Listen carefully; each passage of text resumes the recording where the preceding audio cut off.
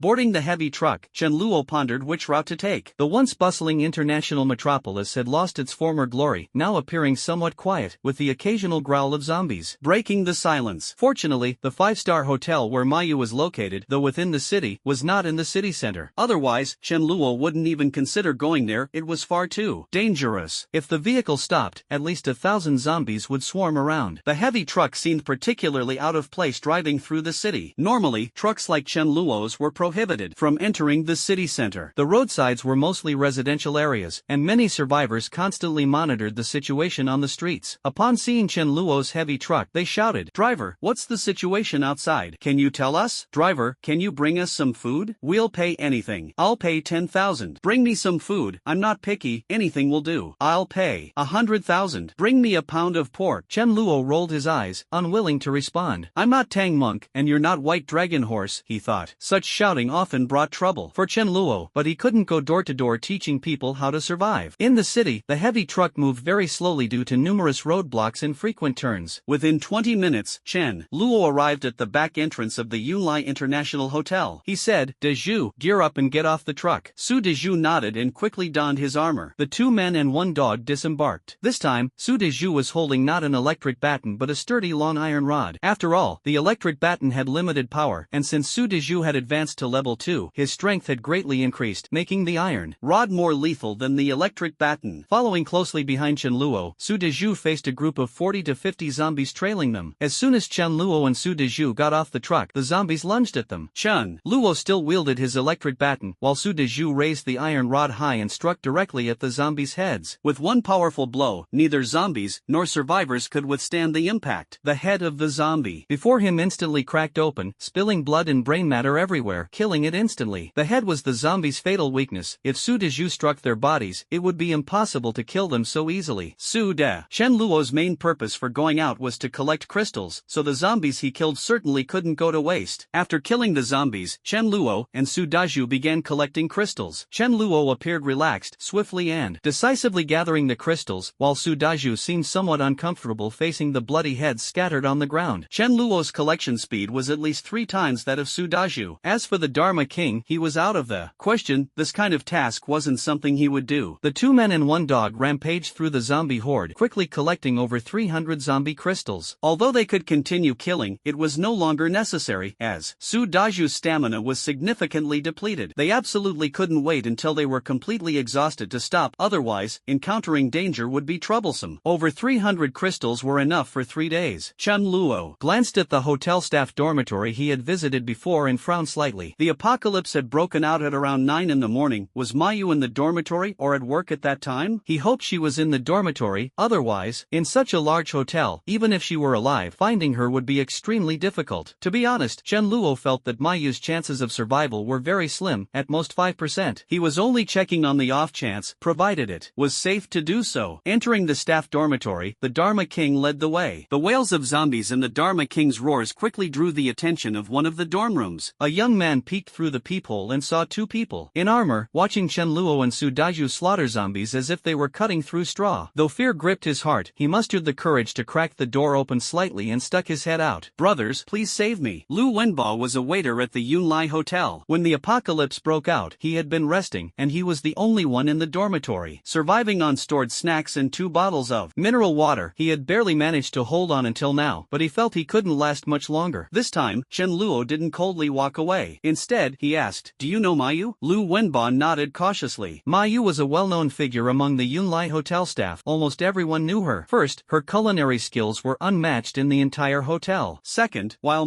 Yu wasn't a stunning beauty, her mature charm and outstanding demeanor made her the goddess in the hearts of many male employees at Yunlai. Chen Luo smiled. "Do you know where her dormitory is?" Lu Wenba nodded. "I do, but she probably isn't there." On the morning of the disaster, there was a big business meeting at the hotel. She was likely preparing the dishes. Chen Luo said, "Lead the way, and I'll give you some benefits." Lu Wenba didn't dare to make any demands. These 2 people in front of him showed no fear when facing zombies, and he was already feeling terrified. Although the chances of Mayu being in the dormitory were slim, Chen Luo still decided to check it out. If she happened to be there, wouldn't that mean 1 more chance of survival? There weren't many people in the staff dormitory, as most were on duty at the time. Lu Wenba pointed to a dorm room on the 4th floor. "It's this one." Chen Luo tried the door, but it was locked. He then signaled to Su Dezhu. Su Dezhu understood and delivered a powerful kick, instantly breaking the door open. Lu Wenba watched, his heart tightening. If that kick had landed on him, he might have been done for on the spot. The dormitory inventory was completely empty. Chenluo let out a sigh of relief. Fortunately, he didn't see Mayu turn into a zombie, otherwise, this trip would have been in vain. Let's go, let's check the conference hall. When Chenluo arrived at the Yunlai Hotel, Mayu's situation seemed rather dire. When the apocalypse broke out, Mayu was busy in the kitchen, preparing the luncheon banquet for the social elites after the conference. This business meeting was massive in scale, gathering numerous business tycoons, and even the famous celebrity Lin Ear was invited to attend. However, the apocalypse struck suddenly, and Mayu had to flee in panic into a small cold storage room next to the kitchen. Though the cold storage was small, only about 30 square meters, its door was sturdy enough to keep zombies out. The cold storage had a switch, so closing it wouldn't result in freezing to death. Among the survivors of the conference, many also rushed to the back kitchen seeking refuge. The kind-hearted Mayu immediately led them into the cold storage, a total of 9 people, including Lin Ear. Inside the cold storage, there were only some rice and vegetables, lacking any source of fire. The rice was inedible, so everyone could only reluctantly eat some raw vegetables to sustain themselves. In this enclosed environment, issues of eating, drinking, and relieving oneself troubled everyone. No one dared to go outside the cold storage, as zombies roamed outside. Though the cold storage was small, it was filled with shelves, leaving just enough space for people to move around. The 9 people squeezed together, unable to lie down, and could only sit on the floor to rest, while leaving a small area as a temporary toilet. The stench inside the cold storage was overwhelming, far worse than a public restroom, which at least had flushing facilities. The person closest to this toilet was Mayu, the benefactor who had led the others to the safety zone. Mayu never expected to find herself in such a situation. It wasn't hard to understand, though, among the 9 people, aside from her, the others were either high-ranking hotel executives, Mayu's absolute superiors, or big-name celebrities, with the highest status belonging to business tycoon Li Lin. As a chef, Mayu had the lowest status. If she didn't stay near the toilet, who else would? In the cramped cold storage, social hierarchy was clearly defined, and no one seemed to realize that the apocalypse had already arrived, still clinging to hopes of rescue. Positions within the space varied according to status. At this moment, Mayu held her head in her hands, feeling a chill in her heart. Next to Mayu was the famous celebrity Lin Ear, who had her mouth tightly covered with a mask. Sitting for a long time made Lin Ear uncomfortable, and she instinctively tried to stretch her legs, accidentally kicking Mayu in the process. Mayu frowned but said nothing. However, the days of confinement had made Lin Ear increasingly irritable, and she snapped, "Move a bit further over there." Mayu froze for a moment. "Move closer?" She coldly replied, "If you wanna go, go yourself." Lin Ear frowned and said coldly, "What status do you have, and what status do I have? Do you believe that after I get rescued, I'll file a complaint against you and make you lose your job?" The hotel manager chimed in at this moment. "Mayu, Lin Ear is our esteemed guest. Show a better attitude." Over the past few days, the hotel manager had practically treated Li Lin like a father, hoping that after being rescued, he could gain Li Lin's favor. Mayu couldn't bear it any longer and finally erupted, "I'm a human, and you're a human too. Is there really any difference? Or are you not human?" Lin Ear's face darkened, and she said nothing further, directly kicking Mayu. If Mayu hadn't held onto the shelf tightly, the consequences would have been unimaginable. The 2 women tangled together in the cold storage room. Li Lin's expression turned displeased. At over 50 years old, he had wanted Mayu to give him a massage, but she refused. Looking at the dwindling vegetables in the cold storage, Li Lin's face turned cold. "Throw her out." There were 9 people in the cold storage. Apart from Mayu, the chef, they were all social elites. Everyone was sharp-minded and could clearly see everything happening in the cold storage. If the number of people didn't decrease, the supplies would be far from sufficient. With 1 less person, the space would feel much more spacious. The first to agree was naturally Lin Ear, who had just had a conflict with Mayu. The second to agree turned out to be the hotel manager. "Mayu, as you can see, the space here is insufficient. For the sake of the bigger picture, we can only ask you to make a small sacrifice and check out other places. Escape? Zombies are guarding outside." Mayu has been eating poorly and drinking inadequately these past few days, leaving her body severely weakened. Her legs are numb from squatting for a long time, making it impossible for her to run. Going out would mean certain death. No one objected. It was a matter of personal survival. 1 less person meant a greater chance for the others to live. Even though Mayu had saved them, at this moment, it seemed to have become the consensus. Mayu looked at this group of people in disbelief, and a phrase surfaced in her mind. "In the sweltering heat of June, people fan themselves, yet my heart feels cold." Her heart was icy cold. If she had known earlier, she wouldn't have opened the door, letting them be bitten by zombies while she hid alone in the cold storage. Wouldn't that have been better? This was clearly forcing her toward death. "Fine, if I die, then don't think any of you will survive either." 2 zombies caught the scent of Mayu and immediately lunged at her, breaking their previous wandering state. Mayu's mind went blank, leaving only one thought: how ridiculous. I saved a group of people, only to be killed by them in the end. Facing the oncoming zombies, zombies, she realized there was no escape. She closed her eyes, ready to accept her fate. Meanwhile, Chen Luo and Su Daju, led by Lu Wenba, who was familiar with the hotel layout, arrived on the 4th floor via a staircase. This staircase happened to be not far from the cold storage. Chen Luo heard Lin Er's voice and decided to check it out, just in time to see two zombies lunging at Mayu. Although he wasn't immediately sure if it was Mayu, the long braid on her back made him feel it was likely her. The Dharma King, however, was certain. Having seen Mayu multiple times, it knew their mission was to find her. Mayu's scent was very familiar to the Dharma King, and it sprang into action instantly, crossing the 10-meter distance in just 1 second. It rammed the zombies hard with its head. As its level increased, the Dharma King's physical strength had also grown significantly. The two closely positioned zombies were knocked to the ground by the Dharma King, and Su Daju, who arrived shortly after, finished them off. Chen Luo looked at Mayu with joy, feeling immensely exhilarated. The chef isn't dead, I'm in for a treat. These past 5 days, I really don't know how I managed to endure. There's a scene in the movie The God of Cookery where an extremely ugly chef has astonishing skills, but Stephen Chow couldn't muster any appetite and gave a bad review. A chef with both excellent cooking skills and good looks is truly rare, Chen Luo thought. If he had to eat food made by a rough-looking man, he'd definitely deduct 80 points. Mayu stared at the Dharma King in astonishment, her heart skipping a beat. She recognized the Dharma King, especially with its distinctive missing left ear. Chen Luo approached with a smile and said, Mayu, it's me, Chen Luo. I came here specifically to save you. He secretly felt proud. I took such a big risk to come here, tell me, aren't you touched? Be my chef wholeheartedly now. After a moment of shock, Mayu was indeed moved and said excitedly, Chen Luo, thank you. Su Daju was just about to help Mayu up when several zombies nearby, along with the ones in the large conference hall, heard the commotion, and all started heading their way. Chen Luo and Su Daju immediately guarded the door, one on the left and one on the right, with the Dharma King in the middle, and began slaughtering the approaching zombies. The zombies came in waves, and if over 100 of them had gathered at once, Chen Luo wouldn't have dared to face them head-on. Before long, there wasn't a single living zombie left in the vicinity. The people in the cold storage watched everything through a small window on the cold storage door, though they couldn't hear Chen Luo and the others' conversation. Linear covered her mouth in excitement, tears glistening in her eyes. Finally, they were saved. After holding out for 5 days, rescue had finally arrived. Even the pain in business tycoon Li Lin's legs seemed to vanish. However, the people in the cold storage didn't let their guard down and only opened the door after confirming there were no zombies left. Li Lin, his face beaming with joy, said, Thank you, heroes, for saving us. Linear removed her mask, revealing a gentle smile, and said with purity and reserve, Hello, I'm Linear. It's a pleasure to meet you. She thought to herself, if she didn't take off her mask, how would Chen Luo know she was Linear? After all, she was a top-tier celebrity, just a step away from superstar status. Who knows, these two might even be her die-hard fans and might take better care of her than Li Lin. Chen Luo glanced at her and thought to himself, You're happy too soon. Then, Chen Luo asked Mayu, What happened? If there's something wrong, I'll stand up for you. Everyone else had been safely hiding in the cold storage, but Mayu was outside and had almost been eaten by zombies. It wasn't hard for Chen Luo to guess that something shady had happened. For some reason, when Mayu heard Chen Luo's words, all her grievances surged up at once, and she choked up as she recounted what had happened. Chen Luo listened with a cold smile, thinking to himself, Sure enough, it doesn't pay to be a good person. Mayu had value, which was why Chen Luo had come to save her. If she hadn't, he wouldn't have cared whether she lived or died. Li Lin and the others exchanged glances, as if Mayu seemed somewhat familiar to them.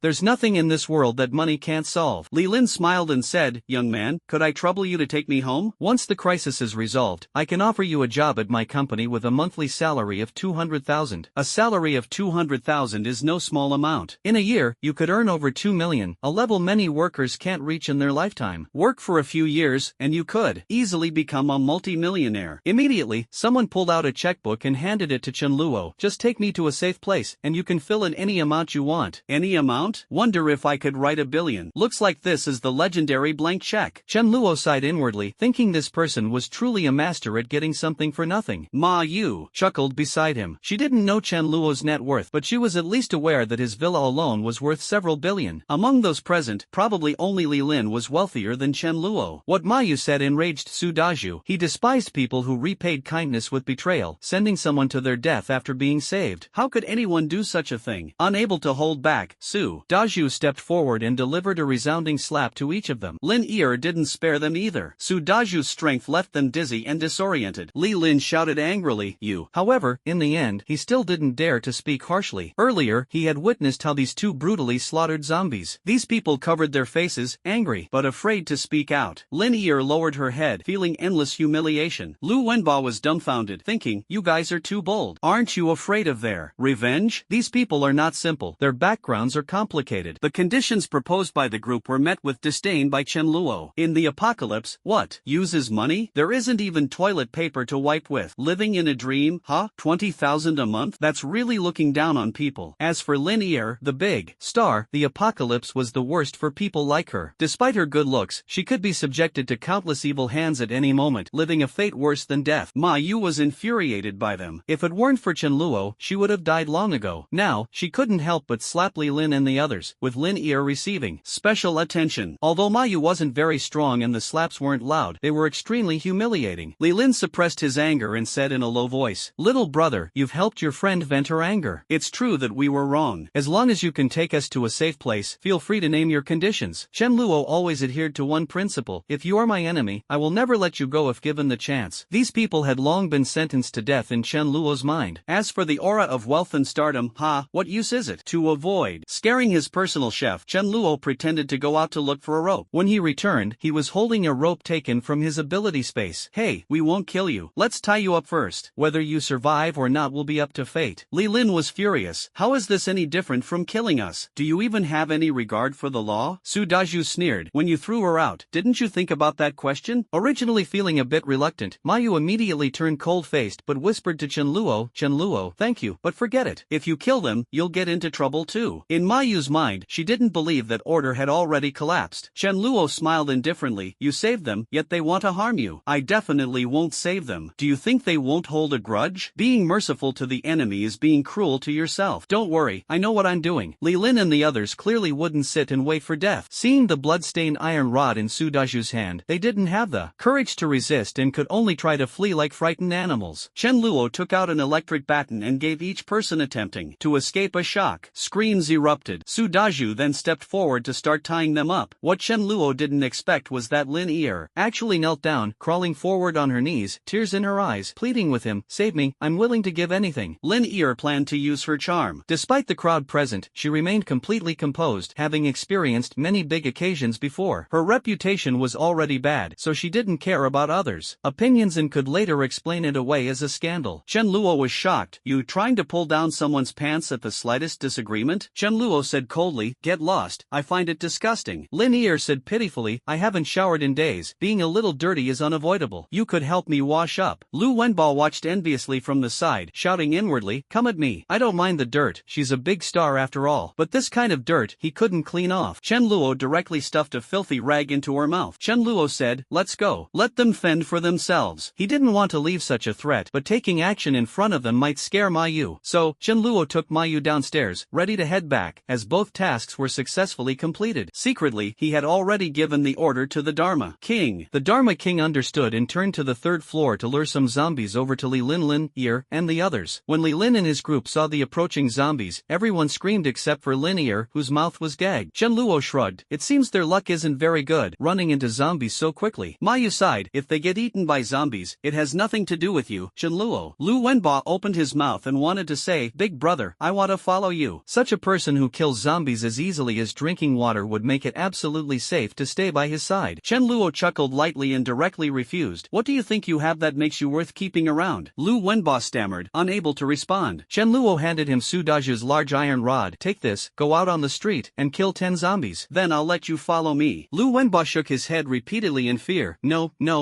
I don't dare. Given the opportunity, yet you fail to seize it. Lu Wenba led the way, and Chen Luo agreed to give him a little benefit. They arrived at a small supermarket next to the hotel. Chen Luo glanced at his watch and said indifferently, I'll give you 3 minutes to shop freely, then I'll escort you back to your dormitory as a token of gratitude. Looking at Chen Luo with a cold expression, Lu Wenba still gritted his teeth and walked into the supermarket, grabbing a plastic bag and frantically stuffing it with items. Chen Luo glanced at the supermarket. Though small, the items weren't particularly valuable, but since they were already there, he figured he might as well take something. He walked over to the tobacco and alcohol counter and took away more than a dozen of the most expensive cigarettes. 3 minutes later, Lu Wenba had filled 6 large plastic bags with items. If he rationed carefully, it would be enough for him to eat for a month. If he had the courage and a bit of luck, he might just survive the apocalypse. During the process, Ma Yu kept pondering, what value did she really have? Friendship? Don't be ridiculous. The two of them weren't close enough for Chen Luo to take such a big risk for her. Looks? Impossible. There were plenty of people prettier than her, like Linear, and Chen Luo didn't seem interested in her either. She recalled teaching Chen Luo how to cook, and how he would always devour the dishes she made. Perhaps, that was where her value lay. Chen Luo instructed Su Daju to escort Lu Wenba back to the dormitory and said indifferently, "I need someone for logistics, someone to cook, wash dishes, and clean pots. I'd rather go kill zombies myself, but you came to mind. If you're willing to come back with me, I'll guarantee your safety, and you won't be short on food or drink." To put it arrogantly, needing me is the luckiest thing in your life. Needing me is the luckiest thing in your life. This statement is not arrogant at all. Who is Chen Luo? A reborn survival master, well versed in the progression of the apocalypse. He didn't die in his previous life, and he will certainly survive to the end in this one. The difference is, he has accumulated countless supplies, measured not in pounds or bags, but in tons, or even tens of thousands of tons. Such a person would fight over a single sausage, which shows just how scarce resources are. Following Chen Luo means access to clean water and fresh meat. As his personal chef and caretaker, would Chen Luo ever treat her poorly? To his enemies, Chen Luo is ruthless, but to his own people, especially those close to him, he is exceedingly generous. Ma Yu's heart trembled. Indeed, meeting Chen Luo was her greatest fortune. Without him, she would have been eaten by zombies just moments ago. That alone was enough. Without further thought, Ma Yu nodded and said, "I'm willing." Chen Luo smiled upon hearing the desired answer. If it hadn't been this answer, he would have turned and left, leaving them to fend for themselves. Ma Yu, who had been pondering the problem, let out a sigh of relief and only then realized how extremely hungry she was. Back in the cold storage, she had been eating only raw vegetables every day, with carrots being the best treat. She had managed to eat some in the first 2 days, but after that, there was none left for her. The daily diet of vegetables left her stomach churning with acid, causing great discomfort. Unable to resist, Ma Yu grabbed a pack of biscuits and devoured them ravenously. Chen Luo did not stop her but instead said, "Eat less. When we get back, we'll celebrate your joining with a feast." Chen Luo added, "Of course, you'll be the one cooking." Soon, Su Daju and the Dharma King returned, and the group boarded the heavy truck. Ma Yu marveled as she looked at it, amazed that Chen Luo had managed to find such a vehicle. As he drove, Chen Luo casually asked, "By the way, Ma Yu, have you awakened any special abilities?" "Everyone will eventually awaken their abilities, it's just a matter of time." Chen Luo explained the concept of abilities in detail and introduced his and Su Daju's abilities. In his relationship with Ma Yu, there was no need to hide his spatial ability. After all, Ma Yu was a chef, and Chen Luo's spatial ability was like a refrigerator, though he wouldn't tell Ma Yu how much was inside. Ma Yu thought for a moment and said, "On the third day, I did feel a headache. I don't know if it was related to any power, but I was so hungry that I didn't pay much attention." Awakening an ability on the third day, while not exceptional, was certainly not bad. After hearing this, Ma Yu tried to sense the power within her body. Gradually, a faint flame appeared on her palm, startling her. Chen Luo, however, was overjoyed. Cooking requires fire, right? Whether it's gas, an induction stove, charcoal, or wood, the flavor of the dishes varies, and the flame of an ability user using magic to cook adds a unique touch. Fire abilities aren't rare, but what's rare is someone with such abilities also being a master chef. If that person happens to be easy on the eyes, well, that's truly a treasure. Not long after, they arrived home safely. Chen Luo eagerly took out the ingredients and asked Ma Yu to prepare a lavish meal. Ma Yu already knew about the existence of the spatial ability but wasn't clear on its size, so she didn't show much surprise. After all, she herself had mastered fire, so Chen Luo's spatial ability wasn't too extraordinary. The aroma wafting from the kitchen made the two of them and the dog drool uncontrollably. Over an hour later, Ma Yu had prepared 8 dishes: stir-fried tomatoes and eggs, braised tofu with mushrooms, green pepper and egg stir-fry, sautéed greens, chicken stew with vermicelli, braised pork with potatoes, cumin lamb, onion stir-fried shrimp, and a bowl of seaweed egg drop soup. The dishes were a feast for the senses. The ingredients Chen Luo had bought were pre-packaged, and it had been at least half an hour since they were cooked. Compared to freshly made dishes, the flavor was slightly lacking, especially since Ma Yu's cooking was even more fragrant. Initially, Ma Yu didn't plan to make so much, thinking they wouldn't finish it all. But then she remembered Su Daju's hearty appetite. He could single-handedly polish off all the dishes, and felt a sense of pride. Chen Luo and Su Daju were already well-fed and wouldn't embarrass themselves in front of a table full of food. However, after 5 days of surviving on raw vegetables, Ma Yu couldn't help but swallow her saliva. Chen Luo chuckled and said, "What are we waiting for? Let's dig in." Picking up a piece of tofu, the smooth and tender taste moved Chen Luo to tears. Indeed, seeking out Ma Yu was a wise decision. Although hungry, Ma Yu ate in small bites, as it was their first encounter, and she was inevitably a bit reserved. After finishing the meal, Chen Luo contentedly rubbed his stomach, feeling truly satisfied. Meanwhile, Ma Yu instinctively began tidying up, and Chen Luo thought happily to himself that he would never have to wash dishes again. Always wanting to do something. Mayu planned to mop the floor after cleaning the dishes, but Chen Luo assigned her a room first. If you want to take a shower, you can, just be careful not to let untreated water enter your mouth. Your phone is lost, right? Here, take this phone and this 50,000 mAh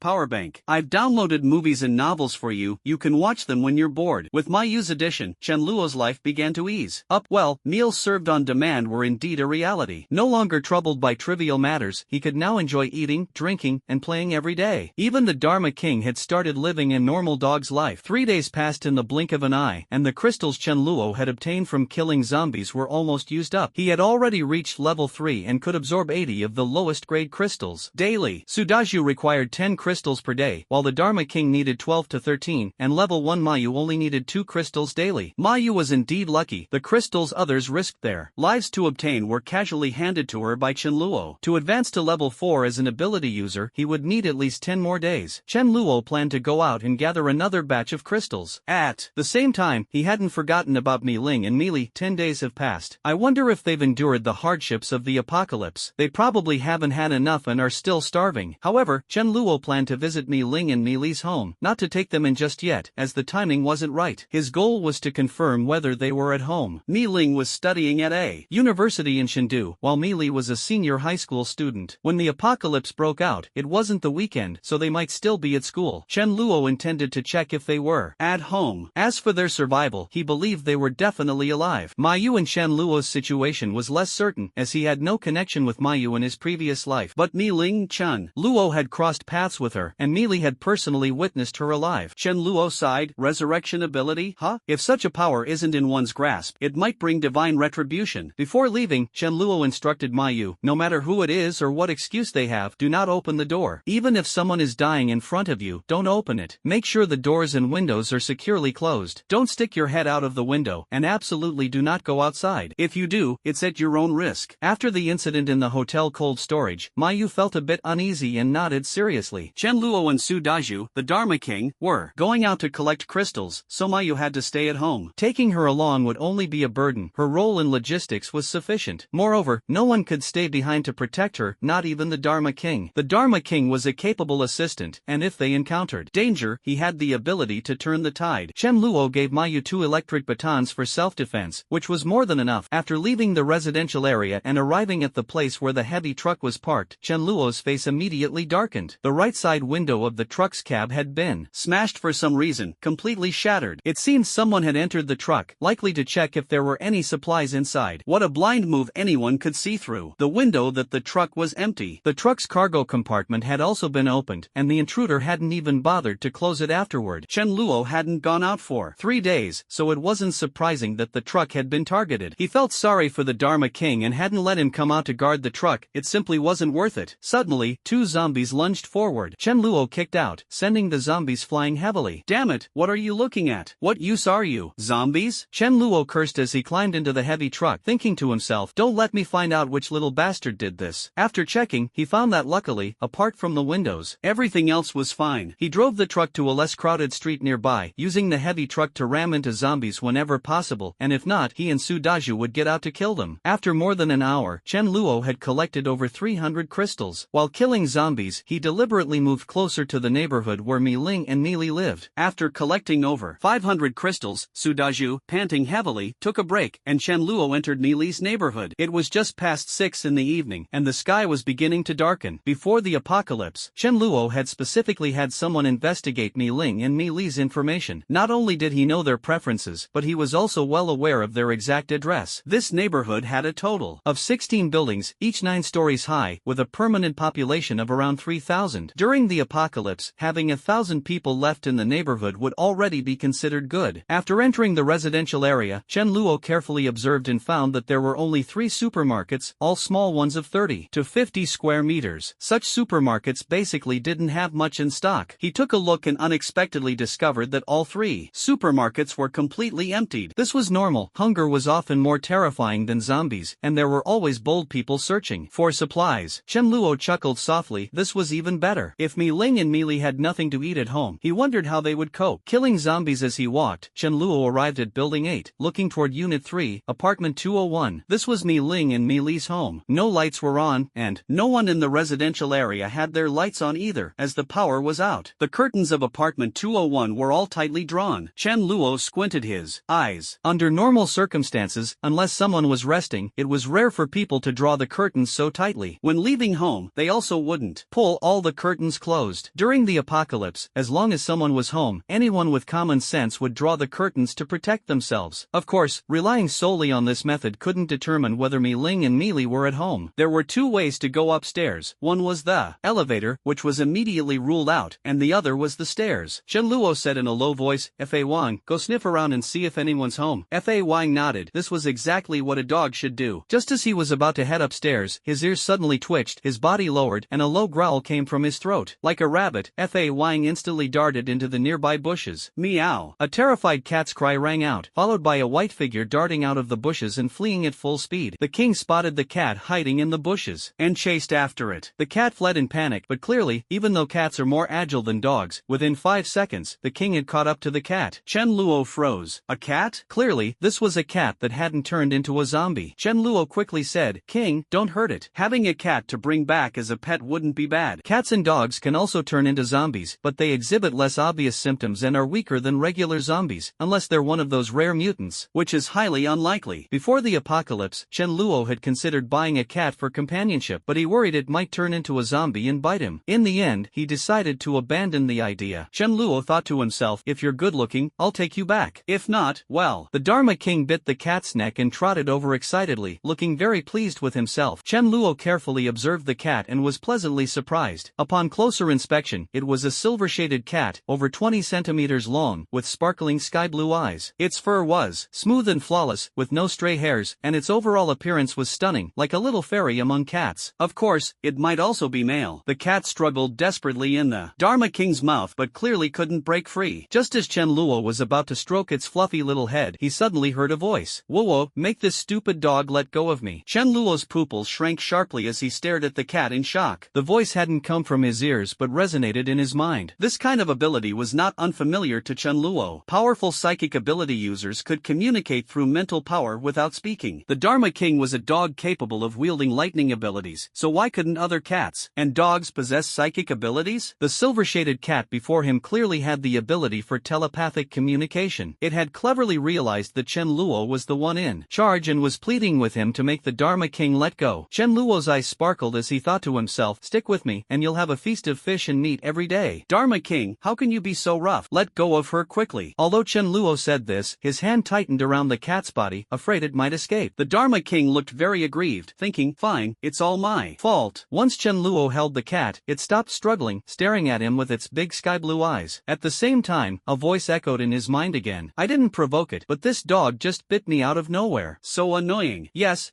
so annoying, Chen Luo echoed. Su Daju scratched his head on the side, looking at Chen Luo curiously, wondering why his boss seemed to be talking to a cat. The cat used its ability again, as if sensing something. Do you have dried fish? I think you do. Psychic ability users often have sharper intuition than others. Powerful psychics can even sense danger in advance, much like animals detecting rain or earthquakes beforehand, allowing them to react accordingly. This cat said it felt that Chen Luo had dried fish on him. Indeed, Chen Luo did have dried fish, and in considerable quantity. Besides raw fish, there were plenty of fish-based dishes, and snacks like grilled fish slices and dried fish were calculated by the ton. Chen Luo chuckled and prepared to take out some dried fish, thinking, if you eat my food, you'll be my cat. I'll take you home and pet you to my heart's content. Petting cats can relieve stress, help people relax, and bring joy. At that moment, the curtain of a room on the second floor was pulled open, the window was pushed ajar, and an anxious voice called out, let go of my rice. Chen Luo looked up and was stunned to see that the person was Mi Li. It turned out this cat was named Rice and belonged to her. Seeing two fierce-looking people holding sticks, Mi Li couldn't help but feel deeply worried. Her figure disappeared from the window, and in just over 10 seconds, she had rushed downstairs. Mi Li looked uneasy and wary as she glanced at Chen Luo and Su Daju, but she mustered the courage to snatch rice from Chen Luo's hands. Chen Luo let go without resistance, knowing that forcibly keeping rice would only provoke Mi Li's hostility. With rice in her arms, Mi Li breathed a sigh of relief, but she didn't linger outside. She softly apologized and turned to leave. Meeting Mi Li ahead of schedule was entirely unplanned for Chen Luo. He had only intended to check if Mi Li and Mi Ling were home. Suddenly, Rice began struggling violently in Mi Li's arms and used its telepathic ability to communicate with her. Let me go. He has dried fish on him. I want dried fish. He has dried fish, so he's not a bad bad person. Mealy's cheeks twitched slightly. What kind of logic was that? Yet Rice broke free from me. Lee's grasp, jumped to the ground, and looked at Chen Luo with eager eyes. Rice hasn't had dried fish for over a week. Give me one, please. Chen Luo quickly pondered in his mind. Clearly, only Mealy was at home. If Mi Ling were there, she would never have let Mealy come down alone to take such a risk. The two sisters were not together. Could this be an opportunity to start with the younger sister first? Of course, it was impossible to offer resources right away. Even Su Daju knew that unsolicited kindness often hides ulterior motives. Chen Luo originally planned to adopt a cooperative approach. Mi Ling and Mealy were not mere ornaments. With his own formidable strength, thorough understanding of dangers, and an ace up his sleeve in the form of abundant supplies, Chen Luo was fully confident he could keep them firmly by his side, willingly following him. In my previous life, I had never seen this cat, Mi Fan, nor had I ever heard that Mealy and Mi Ling had a cat. Therefore, it could be inferred that Mi Fan was no longer around at some point. This cat had an incredibly sharp intuition. It could actually sense that I had dried fish on me. Thinking of this, I couldn't help but smile and say to Mi Fan, that large supermarket outside must have dried fish. Come on, I'll take you there. I then suggested to Mealy, how about we all work together to gather some supplies? Mealy instinctively wanted to refuse. There was no way she would go out with two strangers. However, Mi Fan didn't care about any of that and quickly nodded in agreement. Seeing Mealy hesitate, it reassured her. I can sense that this person has no ill intentions. You can trust him. Mealy was still hesitant, and Mi Fan grew a bit impatient. Then don't go. I'll go with him, and you can stay home and wait for me to bring back food. Those words stung me a little. Mi Fan's remark made Mealy's cheeks flush slightly. For over a week, they had relied on Mi Fan's agile figure to venture out and find supplies. If it weren't for the king of law, no one could easily catch such a nimble and clever cat. Now, the supermarkets outside were all empty. Unless Mi Fan ventured farther, it would be impossible to find supplies, but that would be too dangerous. Thinking about how Mi Fan said these two people had no ill intentions, Mealy finally decided to trust it. After all, Mi Fan's intuition had always been accurate, especially after awakening its psychic abilities. There was indeed no food left at home. She steeled herself and said, all right, I'll go with you. Rice, I've placed all my hopes on you. I secretly felt relieved in my heart. This was a good start. Rice Grain said, wait for me a moment, I'll go upstairs to grab something. Not long after, Rice Grain came back down, wearing a red electric scooter helmet on her head and draped in a thick leather jacket that concealed her youthful and vibrant figure. In her hand, she held a rolling pin. She said to me somewhat timidly, you should know about Rice's ability to communicate with people. I've also suddenly gained a special ability, equivalent to a priest in a game. I chuckled lightly and introduced myself without hesitation. My name is Chen Luo, and my ability is equivalent to that of a spatial mage. He is Su Daju, equivalent to a warrior, I added. This dog is my companion, called Fa Wang, and he's a lightning mage. You can call him Thunder Fa Wang. Upon hearing this title, Fa Wang immediately puffed out his chest proudly, thinking to himself, I'm not like Rice, who's a combat weakling. Rice Grain stared at Fa Wang in shock. So not only did Rice gain special abilities, but this dog could also wield lightning? You wouldn't know the world had changed so drastically unless you stepped outside. Rice urged, hurry up and find the fish snacks. We had barely taken 2 steps when we ran into a few zombies. Faced with this sudden situation, Sudaju and I remained calm, while Rice Grain tensed up nervously. She said, trembling slightly, I'll enhance brother Sudaju's strength. Knowing that a warrior needs to stand at the front, Rice Grain decisively enhanced Sudaju first. It wasn't necessary at all, but I wanted to see the effect. A faint golden light emerged from Rice Grain's hand and quickly entered Sudaju's body. Judging by Rice Grain's movements, she was clearly not unfamiliar with this, indicating she had practiced before. She then proceeded to enhance me. I closed my eyes to feel it and discovered that my strength had increased by about 1/3. If my previous strength was 30 points, it had now increased by 10 points. Clearly, this wasn't a simple percentage-based enhancement but a direct addition of 10 points of strength, equivalent to the strength of an adult man. Moreover, Rice Grain was definitely only at level 1 right now. As her level increases, her enhancement effects will become more significant, and the number of targets she can enhance won't be limited to just one. With the amplification from Millie, Sudaju effortlessly killed several zombies as if slicing through vegetables. However, Millie did not show any excitement. Instead, her face turned pale. The sight of zombies' heads being smashed and blood splattering everywhere was far too gruesome for her. A lone zombie ran toward us, and Millie, trembling, said, I've never fought a zombie before. This one is perfect for me to practice on. Sooner or later, I have to face all of this. Millie spoke in a timid tone, yet her words carried a hint of resolve. If this world was filled with zombies, she had to overcome her fear of them. Listening to Millie's words, I was somewhat surprised. She appeared fragile on the outside but was strong on the inside. With me watching over her, she wouldn't be in danger, so I didn't refuse refuse, Daju, give Millie the iron rod in your hand. The power of the rolling pin was no match for the solid iron rod. Su Daju looked amusedly at the trembling Millie and couldn't help but praise her as he handed her the iron rod. Millie wanted to mentally prepare herself further, but the zombie wouldn't give her that chance. As the zombie charged toward her, Millie hurriedly cast a strength amplification on herself. The zombie opened its bloody mouth wide, and Millie's mind went blank for a moment, but her gaze quickly regained determination. However, Millie had no combat experience. Faced with the charging zombie, she had no idea how to dodge. She had no choice but to brace herself and fight. The zombie's sharp claws pressed down on Millie's arm, but thanks to the thick leather jacket she was wearing, it didn't tear off any flesh. At the same time, the zombie's mouth lunged toward Millie's fair neck. Millie swung the iron rod in her hand fiercely at the zombie's head. Though she appeared to be a delicate young girl, her strength surpassed that of many grown men. The zombie's head was smashed, blood streaming down and splattering onto Millie's helmet and leather jacket. The head is a zombie's weak point, but only someone with Su Daju's strength could smash a zombie's head in one blow. Millie was still a bit lacking. The zombie continued to bite, and Millie, frightened by the splattered blood, raised the iron rod and kept smashing the zombie as if she were cracking open a watermelon. Finally, the zombie died, but Millie continued to strike it. The zombie's head was completely shattered, and even Chen Luo felt his scalp tingle at the sight. "Girl, you are way too fierce." After killing the zombies, Millie crouched down and removed her helmet. The bloody scene before her made her want to vomit, but she could only dry heave as her stomach was already empty. Chen Luo handed her a tissue and a bottle of mineral water, and Millie gave him a grateful look. 2 minutes later, Millie regained her composure, observed herself, then looked at Su Daju and Chen Luo, finally understanding why they appeared so fierce. Her blood-stained clothes also made her look quite intimidating. Chen Luo offered a few words of encouragement. At least she had shown courage in fighting the zombies and didn't falter at the critical moment. Myfan sighed and teased, "You're so fussy. Are we still going to look for the dried fish or not?" On the way, Chen Luo had already killed quite a few zombies, and there weren't many left wandering around the neighborhood. He brought Millie and Myfan onto the heavy truck, and the sturdy vehicle gave Millie a sense of security, making her feel much more at ease about this supply-gathering mission. Nearby, there was a large shopping mall, the only one in the area. The second and third floors housed a supermarket, which was sure to have plenty of supplies. However, supplies weren't the main goal. The primary purpose was to build some rapport with Millie. In the truck, Chen Luo gave Millie a heads up. "Millie, what should we do if we encounter survivors in the mall?" Millie paused for a moment, then thought about it, and replied, "With your strength and brother Daju's, you can kill quite a few zombies. If there are survivors, they should be able to escape on their own. I've observed that zombies aren't very fast, so escaping is definitely possible. We're not saviors, they'll have to rely on themselves." If he weren't still unfamiliar with Millie, Chen Luo would have wanted to pat her head. She was absolutely right. Relying on oneself is better than relying on others. Don't always pin your hopes on someone else. Should he escort her all the way home and then pamper her with good food and drink? When there's time, he could ask Mayu to share her experiences with Millie. Not long after, the vehicle reached the road beside the mall, where a number of cars were stuck in a traffic jam. Chen Luo observed the situation and realized that using the heavy truck to crush the zombies was not feasible. First, turning around was inconvenient, and second, there were many electric scooters and uneven areas near the mall, which could cause the truck to get stuck. They could only rely on manpower to kill the zombies. Fortunately, it was not the weekend, and since the apocalypse broke out in the morning, there were not many zombies inside the mall or on the surrounding roads. Additionally, this mall was not located in a bustling area. The mall's greatest value actually lay in attracting traffic and boosting the surrounding property prices. Chen Luo said, "Millie, later you just need to amplify my strength. No need to boost brother Daju, he doesn't need it." Whether or not Millie amplified Su Daju could easily smash a zombie's head with one swing. Although Chen Luo was already a level 3 ability user and his strength was slightly inferior to Su Daju's, with Millie's amplification, he could still kill a zombie with one strike. Millie's energy bar was limited, otherwise, boosting Su Daju would naturally be better. Chen Luo handed Millie 2 electric batons as self-defense weapons. Millie looked enviously at Chen Luo as he retrieved items out of thin air, secretly thinking to herself how amazing spatial mages were. Chen Luo also took out a large iron rod, preparing to kill zombies alongside Su Daju. The electric batons were no longer of much help to Chen Luo and would become even less useful over time. Millie watched in shock as Chen Luo and Su Daju effortlessly killed zombies, thinking to herself, even without me, they could easily secure the supplies here. At that moment, the Dharma King seemed to have an epiphany and spat out a fist-sized lightning ball that flickered with silver light. The lightning ball flew into a dense cluster of zombies and suddenly exploded, instantly killing 4 zombies. The Dharma King glanced smugly at Rice, taunting, "Can your cat do that?" Honestly, Rice was indeed a bit stunned, but as a cat, it couldn't lose its composure. It pretended to look indifferent on the surface. Chen Luo felt somewhat helpless about this, pondering whether the Dharma King's lightning ball was inspired by rice. However, the amplification wasn't significant, as the lightning ball consumed more energy than the electric arc attack. The first floor of the mall mainly sold clothing, and the number of shop assistants even outnumbered the customers. The second floor was the snack section, while the third floor was the fresh produce section, naturally attracting more zombies. Upon reaching the second floor, Chen Luo said, "Fa Wang, go lure the zombies over, and we'll take them out batch by batch." If hundreds of zombies rushed in at once, Chen Luo would have no choice but to flee. After 5 minutes of effort, Chen Luo and Su Daju finally cleared the second floor of zombies. Meanwhile, Mi Li's energy bar was completely depleted, and the boost she provided to Chen Luo could only last for 2 more minutes. Chen Luo said to Mi Li, "Go grab a bag and fill it up as much as you can." At this moment, Mi Fan had already found the spot in the snack section where dried fish was stored and was pleading with Chen Luo to help open the packaging. Chen Luo tempted, "Don't rush, I have fresh fish here. Come back with me later, and I'll make braised fish for you." The importance of Mi Fan to Mi Li was self-evident. Mi Li was even willing to risk snatching things from Chen Luo's hands for Mi Fan. Without Mi Fan's influence, Mi Li wouldn't have so easily attached herself to Chen Luo. By controlling Mi Fan, Mi Li had no chance to escape. If Mi Li didn't run, well, Mi Ling wouldn't be able to get away either. Moreover, Chen Luo had quite a fondness for this cat, not only because it was extremely cute, intelligent, and endearing, but also because its abilities were very unique. Chen Luo gradually realized that Mi Fan's awakened ability was far more than just basic psychic power. Such a distinctive ability for mental communication was clearly not something achievable at the early stages of psychic power. At the very least, Chen Luo had never seen it before. Why Mi Fan could master mental communication right after awakening puzzled Chen Luo, as this was unprecedented for him. Such a rare cat, how could he not keep it firmly in his grasp? This was a gluttonous cat that others would find hard to please, yet Chen Luo managed it effortlessly. Sure enough, upon hearing the temptation of braised fish, Mi Fan's eyes immediately sparkled with excitement. All right, but I haven't had dried fish in a long time, and I'm hungry. Let me have a little snack first." Chen Luo smiled as he helped Mi Fan open the packaging of the grilled fish slices. Meanwhile, Mi Li seized the opportunity to pack supplies, prioritizing high-calorie candies and chocolates. At this moment, she no longer cared whether eating these would make her gain weight. Seeing rows of beverages, Mi Li thought for a moment and ultimately chose mineral water, feeling that drinks were too sweet and not thirst-quenching. Drinking them would only make her thirstier. At that moment, an unusually obese figure, obscured by the shelves, was not immediately noticed by Mi Li. This obese figure stepped lightly, trying not to make any noise. Just as this massive figure descended from the third floor, the Fa Wan was patrolling on the other side and did not notice it in time. However, Fa Wang was the first to sense the presence of this abnormal figure. Woof woof. Fa Wang urgently issued a warning and quickly rushed toward Mi Li. Following Fa Wang's alert, Mi Li, who had her back to the obese figure, finally realized the presence of this uninvited guest. When she saw its face, she was instantly terrified, her face turning pale. This figure stood over 2 meters tall, its entire body resembling a giant ball of flesh, with its legs and neck almost invisible. An abnormally swollen belly occupied most of its body, and its skin looked like boiled pig intestines, full of wrinkles. The pale pink hue of its skin made it even more horrifying. In comparison, zombies seemed almost adorable. Such a terrifying appearance would shock anyone seeing it for the first time. Mi Li wanted to run but tripped over the 2 large bags of food she had packed. Fa Wang issued warnings and sprinted toward her, but Chen Luo arrived even faster. This was because Mi Fan had given a hint. While enjoying his dried fish snack, Mi Fan suddenly stopped, turned to Chen Luo, and said, "I feel that Mi Li is in danger." However, Mi Fan couldn't pinpoint where the danger was coming from. Chen Luo, of course, did not take this lightly. Since the source of the danger was unknown, he had to go find Mi Li. The obese zombie sneered and said, "Hungry, so hungry, let me eat you." Mi Li scrambled to her feet and, without hesitation, hurled the 2 large bags of food she had painstakingly packed at the obese zombie before turning to flee. Just as she escaped, the still frightened Mi Li collided with the approaching Chen Luo. Chen Luo saw the obese zombie, his pupils contracting, but he calmly said to Mi Li, "Hide behind me, don't be afraid, I'm here." The obese zombie was just inches away, but after hearing Chen Luo's words, Mi Li strangely began to calm down, even though her heart was still pounding violently. She stared blankly at those not-so-broad shoulders, a surge of indescribable security welling up in her heart. Chen Luo had encountered another mutant here, truly a 1 in a million chance. He had already killed so many zombies that running into one wasn't exactly surprising. Level 1 zombies began to exhibit some intelligence, which increased as their level rose. Chen Luo speculated that the virus inside them was constantly evolving, gradually taking control of the zombies. The obese zombie before him was not uncommon in his previous life, and was known as a devourer. Its stomach was like a bottomless pit, capable of endlessly consuming and excreting, a sight so grotesque it was hard to bear. Fortunately, this devourer hadn't been eating continuously, so Chen Luo was lucky enough to avoid the nauseating stench. Devourers were extremely troublesome among their peers, with strong power and defense, capable of performing a body slam and even self-detonation. The thought of its self-detonation, with flesh and blood splattering everywhere, was enough to make one sick. Observing its size, Chen Luo judged it to be a level 3 zombie, not particularly high, but on par with him. For other level 3 ability users, or if Chen Luo didn't have the skills he had mastered in his previous life, dealing with this devourer would have been quite tricky even at the same level. But now, for him, it was merely a matter of one strike. The void sword slowly formed in Chen Luo's hand. At that moment, the Mage King arrived, taking advantage of the devourer's unawareness to release a newly mastered lightning orb from behind it. While the lightning orb was highly destructive against ordinary zombies, it consumed a lot of energy and wasn't as efficient as using an electric arc. However, its high single-target damage made it somewhat effective against the obese zombie. The lightning orb exploded behind the devourer, injuring its back, but it was far from a serious wound for the devourer. The Mage King was level 2, while the devourer was level 3, and with the devourer's excellent defense, it wasn't fazed by the attack. The devourer turned angrily, roaring at the Mage King. Chen Luo seized the opportunity, swinging the void sword at the devourer. While some could block Chen Luo's not-so-solid void sword, the level 3 devourer before him was definitely not among them. The devourer, like a tree sawed in half, was split into two. It didn't even have the chance to use its self-detonation ability before it turned into two lifeless halves. Chen Luo quickly turned around, covering Mi Li's eyes, and said softly, "Don't look, its corpse is disgusting." This voice was like a hypnotic spell, causing Mi Li to close her eyes involuntarily. At this moment, her mind was filled with the scene of Chen Luo swinging his sword just now. It was simply stunning. How could someone be so cool? With just one strike, he had slain such a terrifying monster. She let Chen Luo hold her hand and guide her to another place. When she opened her eyes, she couldn't help but look at Chen Luo. Earlier, when Chen Luo was covered in blood while fighting zombies, Mi Li hadn't thought he was handsome. But now, she suddenly realized that brother Chen Luo was actually very good-looking. Chen Luo also looked at Mi Li and noticed her slightly flushed face. He couldn't help but feel surprised. He hadn't expected the appearance of this devourer to be so effective. Although the hero saving the damsel in distress trope was a bit cliché, the results were unexpectedly good. Compared to humans, zombies had slightly poorer vision, but their hearing and sense of smell were exceptionally sharp. If there were survivors in the mall, it would be nearly impossible to escape the notice of a devourer. Unless there was a heavy iron door, nothing could stop this powerful, tool-using devourer. It seemed there were no survivors in the mall. Chen Luo gently patted Mi Li's head. "Mi Li, let's team up from now on. It'll be easier to look out for each other." A blush appeared on Mi Li's face, and she nodded. The mall was so well stocked with supplies that leaving without taking anything was clearly not Chen Luo's style. Right in front of Mi Li, Chen Luo stored all the supplies he had his eye on from the second floor into his dimensional space. Mi Li could be trusted. After all, although they hadn't teamed up in their previous lives, he had interacted with her and knew her character. Besides, they couldn't let concerns about this or that stop them from collecting these supplies. After all, the core members would be informed about some aspects of the dimensional space. Mi Li didn't overthink it. She simply opened her soft pink lips slightly, marveling at the wonders of spatial magic. On the third floor, they didn't encounter any more mutants, only some ordinary zombies. After spending some time eliminating the zombies, Chen Luo examined the supplies on the third floor and found that the vegetables were wilted but still barely edible. Although he didn't plan to eat them himself, he still collected them, thinking they could be used for trade in the future. After all, not everyone was as picky as he was. Even these vegetables would be considered treasures in the eyes of others. The meat, however, was completely unusable. It had all gone bad. Without refrigeration in the summer, meat could only stay fresh for up to 3 days. Mi Li found a cabinet of pork trotters and pulled out a moldy one. She sniffed it reluctantly, but disappointment washed over her. It was completely spoiled. Eating something like this could easily cause food poisoning. Mi Li let out a long sigh, wondering if she'd ever get the chance to taste braised pork trotters again. Watching from the side, Chen Luo couldn't help but chuckle to himself, though he didn't say anything directly, planning to give Mi Li a surprise. Chen Luo then said, "Let's go. It's time for us to head out." The entire supermarket only had supplies on the second and third floors. The other floors were filled with clothing, an amusement park, restaurants, and a cinema. Mi Li nodded. Chen Luo said, "Mi Li, come over to my place, get familiar with it, and have dinner while you're at it." If it weren't for this trip to the supermarket, Mi Li would have definitely refused. But hearing this now, she hesitated. It wasn't that she didn't want to go, she was just worried about her sister. If her sister came back and couldn't find her, how anxious would she be? Mi Fan had said that Mi Ling would definitely be fine and that he had a feeling she'd come back to find her. Mi Li wasn't wasn't sure if this was true, but she wanted to believe it. Otherwise, she couldn't imagine how hard life would be without her sister. If there had been food at home, Neely would have chosen to stay and wait for her sister rather than come out to meet Chenluo. Feeling conflicted, Neely said, "Brother Chenluo, I want to go, but I need to wait for my sister. How about I go after she comes back?" Chenluo had previously promised Mi Fan to take him out for braised fish. While Neely was hesitant, Mi Fan was impatient. Mi Fan urged Neely directly, "Didn't you leave a note at home? Mi Ling won't worry when she sees it. Besides, I have a feeling Mi Ling won't come back today." Only someone who shared a telepathic connection with Mi Fan could understand his words. Hearing this, Neely made up her mind and asked, "Brother Chenluo, your place isn't far, is it?" Chenluo provided an address, and it was indeed not far. Neely said, "Alright then, but we can't stay too long." Chenluo glanced at her and thought to himself, "If you're willing to stay overnight, I certainly wouldn't mind." After calling Su Daju and the Dharma King, the group set off to head home. The most anxious one was Mi Fan, who had dreamed last night about eating fish. The happiest thing in the world is undoubtedly a cat eating fish. In the car, Chenluo, who was driving, looked at Mi Fan, who was restless and impatient, and couldn't help but find it amusing. This cat was truly extraordinary, able to sense danger. Although this ability was still very weak at the moment, it was already quite incredible. What only a level 10 psychic ability user could achieve, Mi Fan somehow managed. But why hadn't Mi Fan sensed the Dharma King biting it? After pondering for a moment, Chenluo found the answer, because it wasn't considered a danger at all, but rather an opportunity. Before long, Chenluo returned to his home. He didn't ask Mayu to open the door because he had a key. The house was pitch dark, but Mayu, who had been keeping an eye on the door, quickly noticed someone coming in. When she saw it was Chenluo and the others, she breathed a sigh of relief. However, when she saw Meili, Mayu was stunned. How did a simple outing result in bringing back such a stunningly beautiful young lady? Chenluo smiled and introduced, "Meili, this is Sister Mayu. You can call her Sister Yu. This is Meili, just call her Meili directly. Calling her Lili doesn't sound as nice." Meili politely greeted Sister Yu. Mi Fan urged, "Fish, fish, fish." Chenluo laughed and said, "Sister Yu, hurry and start cooking. First, make a braised fish for this one,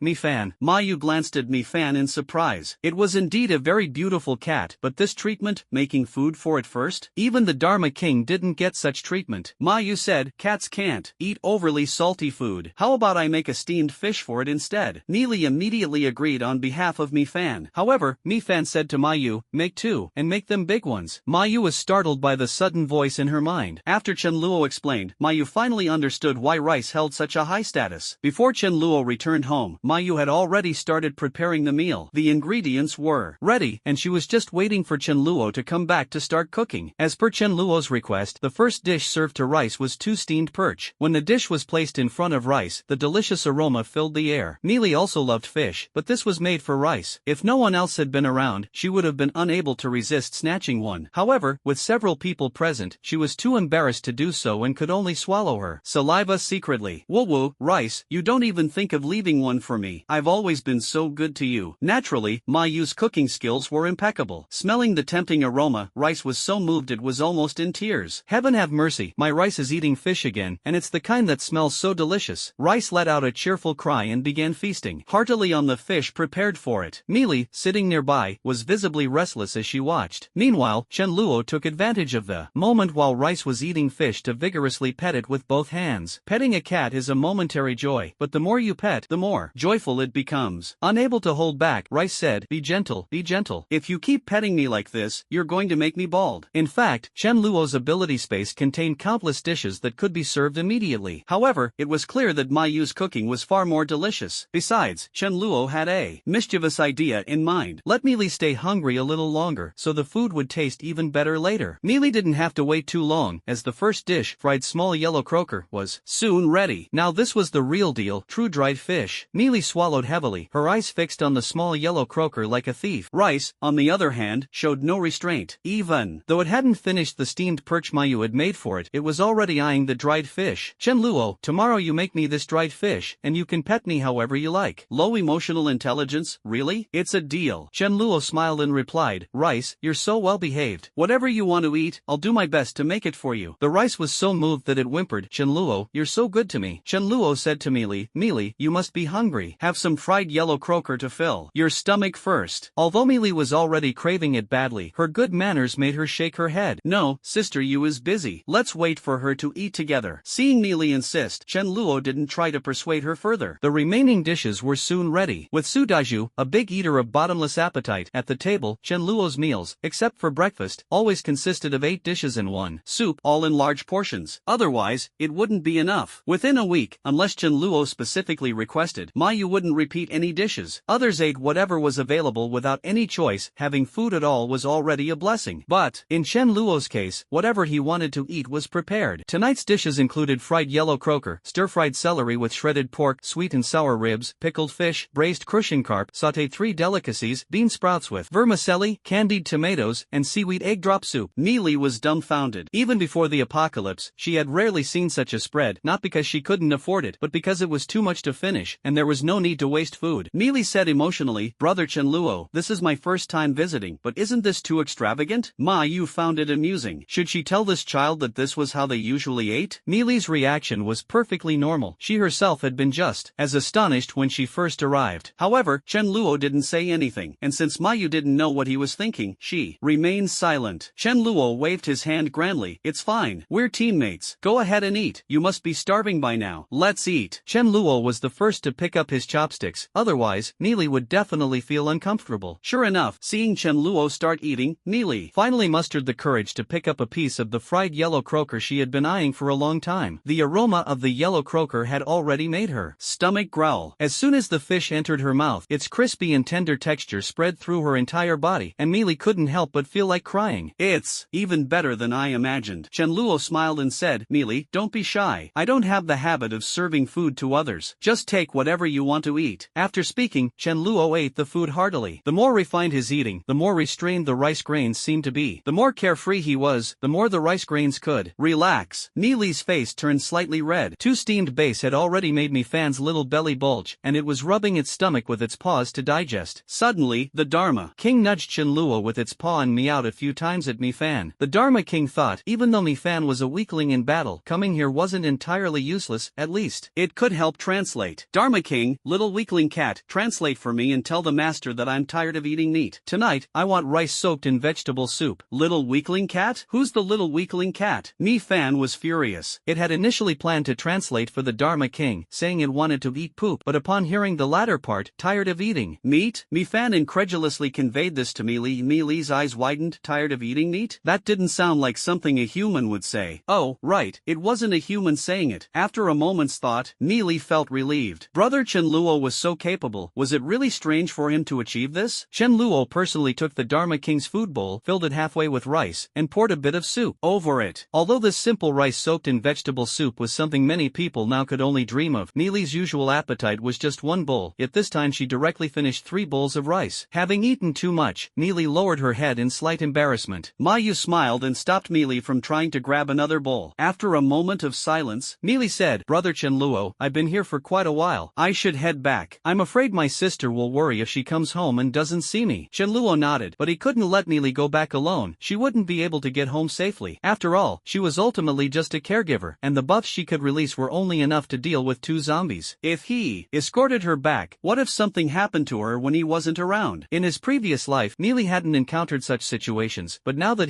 this butterfly, had appeared, who knew if it might trigger a butterfly effect? Chen Luo approached Meili, not because of her beauty. Of course, an 18-year-old girl would attract men of any age. What mattered most was Meili's abilities. She was not only exceptionally talented but also had remarkable insight. Some skills cannot be mastered solely through leveling up. Meili was the only light-based ability user who had mastered the resurrection technique, just as Chen Luo, despite having other spatial ability users, was the only one who had mastered void walking. The importance of the resurrection technique was self-evident, and Meili must not be lost. Meili's abilities allowed her to foresee events, avoid misfortune, and distinguish between good and evil in her targets. Such abilities were practically of national treasure level. Thinking of this, Chen Luo made up his mind to protect Meili closely. Having Meili move to his place was impossible since she was waiting for her sister. Chen Luo also had to wait for Meiling, the spirit flame princess, so he decided it would be better to move himself. Thus, Chen Luo said, "Meili, I don't mind where I live. How about I move over to your place with Deju and Sister Yu? There must be some vacant houses near you. We'll just move there, so we can look out for each other." Millet was momentarily stunned, then joyfully said, "All right." This wasn't mutual care, it was clearly brother Chen Luo looking after me. Chen Luo smiled and then said to Deju and Sister Yu, "Pack up, we're preparing to move." In this team, Chen Luo was the absolute core. Although Ma Yu felt a bit reluctant to leave the environment she had just grown familiar with, she still still agreed without hesitation. Moving was only temporary. Millet's place was not suitable for settling down, let alone as a gathering point. With Chen Luo, a spatial ability user, moving was a breeze. Anything that needed to be taken could simply be tossed into the ability space. Mayu packed cooking tools, seasonings, and daily necessities, while Chen Luo and Su Deju only brought some clothes. It took less than 5 minutes for them to finish packing. The cab of the heavy truck was spacious, and the 4 people, 1 cat, and 1 dog didn't feel crowded at all. In the truck, Su Deju was engrossed in watching a historical drama. Taking advantage of the leisure time, he pulled out his phone like an addict and started playing it. Rice curiously squatted behind Su Deju, watching. From the phone came a coquettish female voice, "You rascal, why are you only coming now?" Su Deju chuckled foolishly, thoroughly enjoying the sight of the rice. Meili, on the other hand, was quite envious. Her phone had long since run out of battery and was so heavy it could barely be used as a brick. Noticing her expression, Chen Luo handed her a phone and a power bank. "Here, take this to play with. It has lots of movies, novels, and games. I also have a laptop here, do you want it?" Chen Luo also had dozens of laptops, not too many by his standards. In the digital market, such items were abundant. Meili sighed, "Brother Chen Luo, I feel like you're just like Doraemon, with a treasure chest that has everything in it." When they arrived near Meili's residential complex, Chen Luo hesitated about where to park the heavy truck. After thinking for a moment, he let it go and parked it casually. The heavy truck would soon lose its value anyway. Once zombies evolved to level 1, they were no longer foolish and incapable of dodging, they wouldn't just let you crush them. Moreover, level 1 zombies, like humans, could cast various spells, albeit weaker ones. Even though they were weak, they still posed a threat to the heavy truck. By the 20th day of the apocalypse, zombies had begun evolving one after another. Some had even reached level 1 by consuming humans. If the survivor's strength couldn't keep up with the zombies' evolution, the consequences would be unimaginable. Chen Luo drove the truck into Meili's residential complex and parked it in a random spot. By this time, Meili was no longer afraid of zombies and remained completely calm. All of this had changed within just a few hours. The best temporary residence is the house directly across from Meili. The door of this house is tightly shut, but the windows are open, indicating that no one is home. Su Deju easily climbed up to the 2nd floor and, with a little force, broke the security bars. The door was locked with a key, making it impossible to open even from inside. Since no one could pick the lock, Su Deju had no choice but to break it open. However, the door was damaged. Although the door wasn't a very strong defense mechanism, if someone forcibly entered, it could at least serve as a warning. Otherwise, stray cats, dogs, or even mice might come in, potentially threatening everyone's safety. Meili thought for a moment and said, "How about you stay at my place? My house has 4 bedrooms and 1 living room, which is just enough." Could Chen Luo refuse? He was supposed to protect her closely. It was already past 9 in the evening, and the surrounding area was experiencing a power outage, leaving Meili's home in complete darkness. Chen Luo pulled the curtains shut and took out a few battery-powered lamps, though their light wasn't very bright. Looking at the faint glow, Meili couldn't help but feel a sense of security. If Chen Luo weren't there, she definitely wouldn't have dared to turn on the lights. Despite her young age, her sense of vigilance was quite strong. A few nights ago, when her house was pitch black, she was hungry and thirsty but could only sit in the dark. Thinking back now, she couldn't imagine how she managed to endure it. Nowadays, the outside world is full of dangers, but with Chen Luo by her side, Meili inexplicably felt at ease. Chen Luo, like performing a magic trick, took out 2 watermelons and said with a smile, "Here, have some watermelon." Watermelon was Meili's favorite fruit. Looking at the watermelons in front of her, she felt as if she were in a dream. Everything that had happened today seemed surreal. Thinking about the terrifying obese zombie they encountered in the mall, how Chen Luo stood in front of her like a mountain and cared for her so much, Meili couldn't help but hug Chen Luo tightly. "Brother Chen Luo, I think the luckiest thing in my life is meeting you and my sister." Being hugged like this by Meili, Chen Luo couldn't help but feel a ripple in his heart. "Sigh, my charm is just too overwhelming. There's nothing I can do about it. I only met Meili today, and you can't rush things, or my ugly side would be exposed." Ma Yu looked at Meili. With someone like Chen Luo, handsome, considerate, with an excellent personality, and wealthy, who could possibly resist? If he tried to charm me, I probably wouldn't be able to hold out either. Meili realized this too, quickly let go of Chen Luo, her face slightly flushed, and started eating watermelon to hide her embarrassment. After finishing the watermelon, Meili began assigning rooms to everyone. "Sister Yu, you can stay in this room. It was originally prepared for classmates who occasionally visited. Brother Daju, this is my sister's painting room. If we move in a bed, someone can live here." Su Daju said nonchalantly, "I'll sleep on the floor. It's cooler, no need to move a bed, too much trouble." "Brother Chen Luo, this is my sister's room. You can stay here." Meiling's room would have been most suitable for Mayu, but Meili assigned it to Chen Luo because it had the best conditions. Her intentions were obvious to everyone. Mayu didn't tease her about it. She didn't care which room she stayed in. Chen Luo was a bit stunned, letting me stay in Mi Ling's room? That's great. But if Mi Ling comes back, where will she stay? Oh well, I'll just settle in for now. The overall decoration of Mi Ling's room is light blue, with an elegant style and a faint fragrance. A bamboo mat is spread on the bed, and Chen Luo lay down on it in a starfish position, feeling truly comfortable. Thinking of something, he took out the crystal, washed it, and walked to the living room to hand it to Meili. This is a crystal. Holding it in your hand allows you to absorb the power inside. In gaming terms, it can increase your magic power and level. If you feel your body can't handle it, absolutely do not force yourself to absorb it. Chen Luo patiently taught Meili some basic knowledge, and Meili nodded in a daze. It's not that one cannot increase their internal supernatural power without absorbing crystals, it just wouldn't be as fast. Today, Meili had already used her power amplification 7 times. If she absorbs it once today and again tomorrow night, she will be able to break through to level 2. Chen Luo returned to Mi Ling's room, planning to start absorbing the crystal and then go to sleep. But to his surprise, Mi Fan was sitting on the bed waiting for him. Mi Fan glanced at Chen Luo seductively and said, "You naughty thing, why are you so late?" Although Mi Fan and the Dharma King had greatly increased their intelligence, they had never undergone 9 years of compulsory education, so their language skills were not very good. The Chinese language is vast and profound, and there are some phrases they simply don't understand. For example, coming, came, come on, come, still coming, not coming, can't come, he.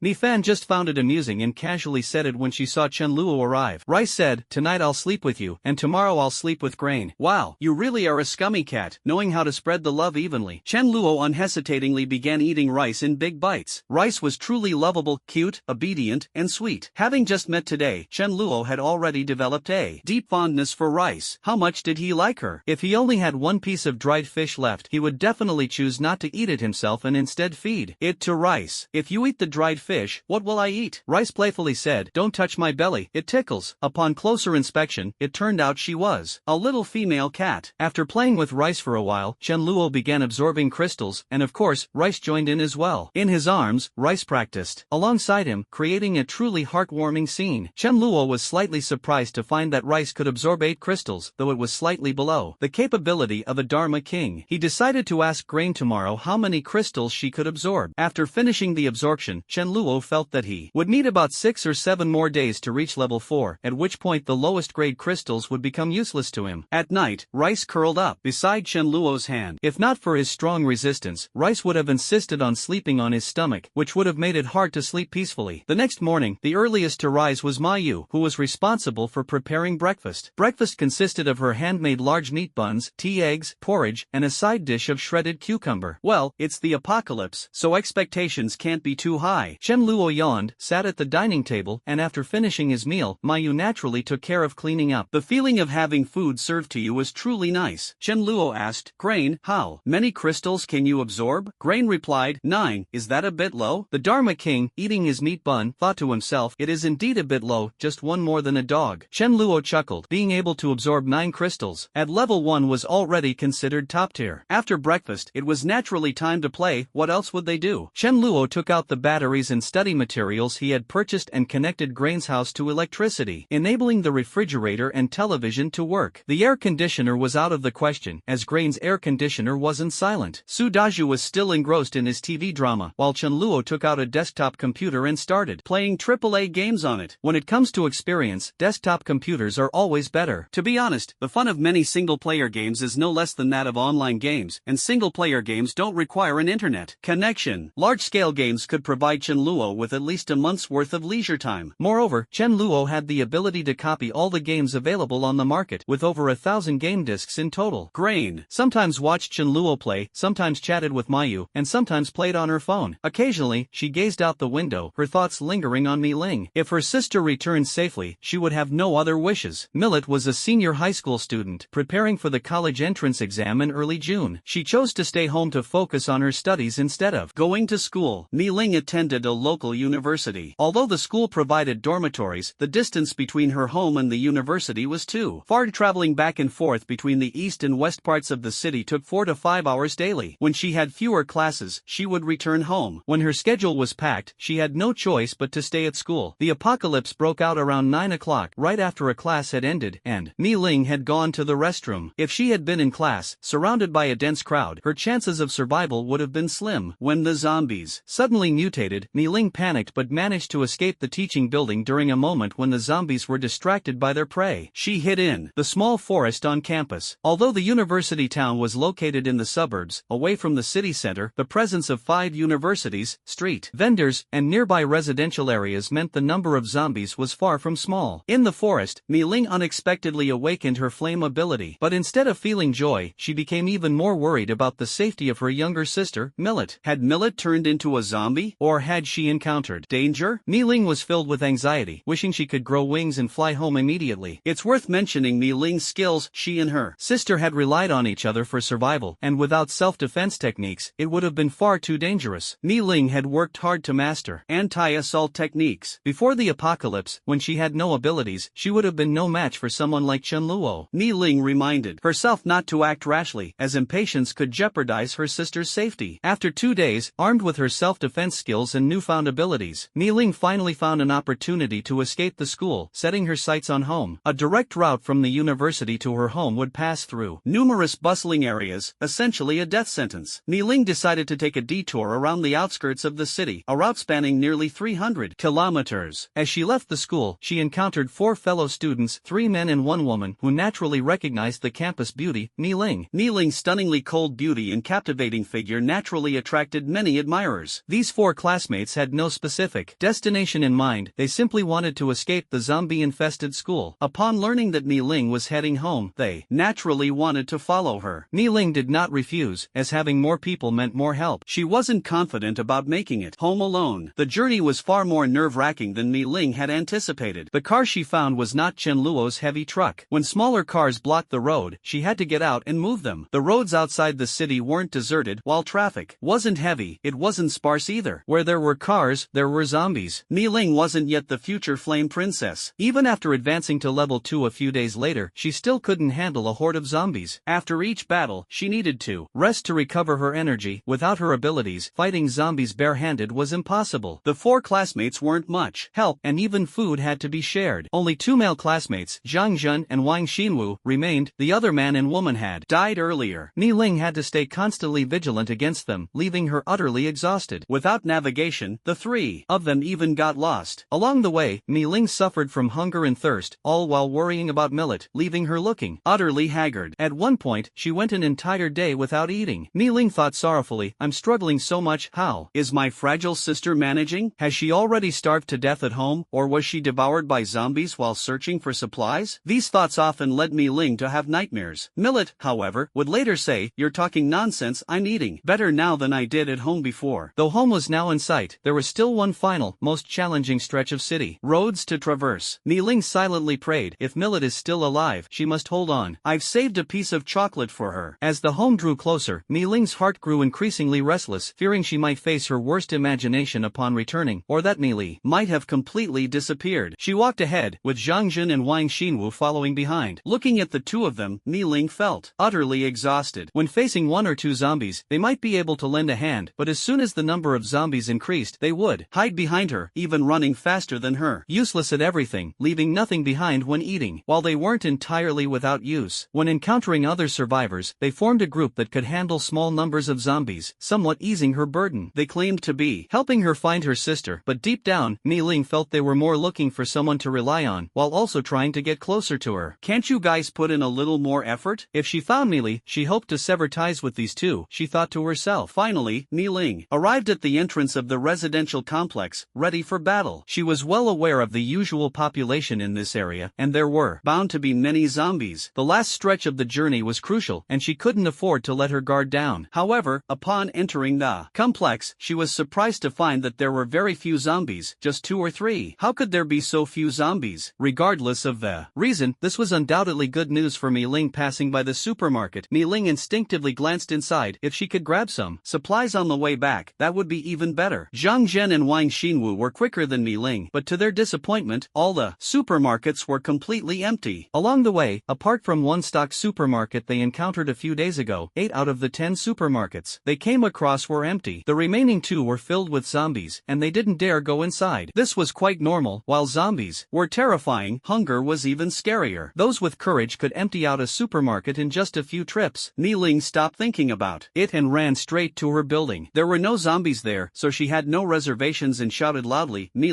Meili, are you there? Tonight, let's have barbecue. Yeah, do you know how to make it? Chen Luo wanted to change things up, suddenly realizing he hadn't had barbecue in over half a month. If it could be paired with chilled beer, that would be perfect. The barbecue grill had been prepared long ago, and all kinds of spices were ready. Mayu responded with a smile, I'm not as good as top barbecue chefs, but I can definitely make it better than what you'd get outside. Then I'll start marinating now. Just tell me what skewers you want to eat. Also, the smoke from the barbecue is too much, we can't do it indoors. Chen Luo nodded in satisfaction, no problem, we can grill on the rooftop. Even if someone noticed, Chen Luo wouldn't be worried. If there were any minor troubles, they wouldn't compare to the deliciousness of barbecue. Just as he was about to ask Su Daju and Meili what skewers they wanted, a shout suddenly came from downstairs. Meili's body trembled, her face lighting up with immense joy as she exclaimed excitedly, it's my sister is back. Wearing slippers, denim shorts, and a short-sleeved shirt, Meili couldn't wait and dashed downstairs. Chen Luo thought to himself, after waiting for so long, finally, you're here, Meiling. He followed closely behind her. As Meili ran, she shouted loudly in response, sister, I'm here. Hearing Meili's voice, Meiling was equally excited and saw Meili coming down from upstairs. Before she could take a closer look, Meili opened her arms and rushed toward Meiling. The two sisters happily embraced each other tightly. Zhang Jun and Wang Xinwu were stunned as they looked at Meili, realizing that while Meiling was a campus beauty, her younger sister Meili was no less stunning. If they could win over both sisters, how thrilling would that be? Chen Luo glanced over, surprised to see not just Meiling but also two other refugees.